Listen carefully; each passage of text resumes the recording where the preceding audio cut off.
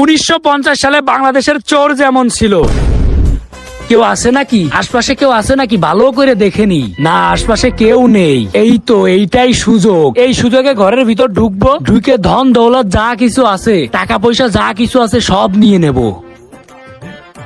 কই রে টাকা পয়সা কই, শালারা ফকির নাকি, একটা টাকা পয়সাও পাচ্ছি না। এই তো পেয়ে গেছি 10 টাকা, এইবার আস্তে করে কাটিয়ে পড়তে হবে, আশপাশে কেউ দেখতেছে নাকি, এই তো এইবারই কাটিয়ে পড়ি। হাই গাও শান্তি পাই না রে, বদনা কেনার টাকা নাই, বালতি দিয়ে হোসা লাগে। যাই রুমে যাই, এখন একটু শুই।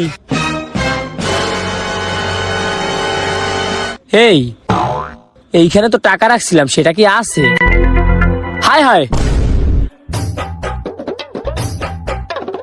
এই আমার টাকা কই গেল? হায় হায় রে, হায় হায় রে, আমার কি ক্ষতি হয়ে গেল রে, আমার 10 টাকা, আমার 10 টাকা কই? এ ভাই কি হয়েছে, তোরা এত কান্না করতেছিস কেন? আরে ভাই আর বলিস না, আমার ঘরের ভিতর 10 টাকা রাইখা দিছিলাম, সেই টাকা চুরি হয়ে গেছে, আমার সব শেষ। 10 টাকা চুরি হয়ে গেছে?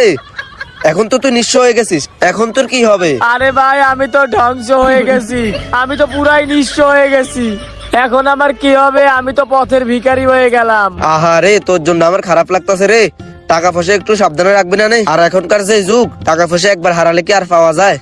ভাই আমি এখন কি করব? ভাই চলেন মেম্বারের কাছে যাই, আমার 10 টাকা উদ্ধার করতেই হবে। ঠিক আছে চল।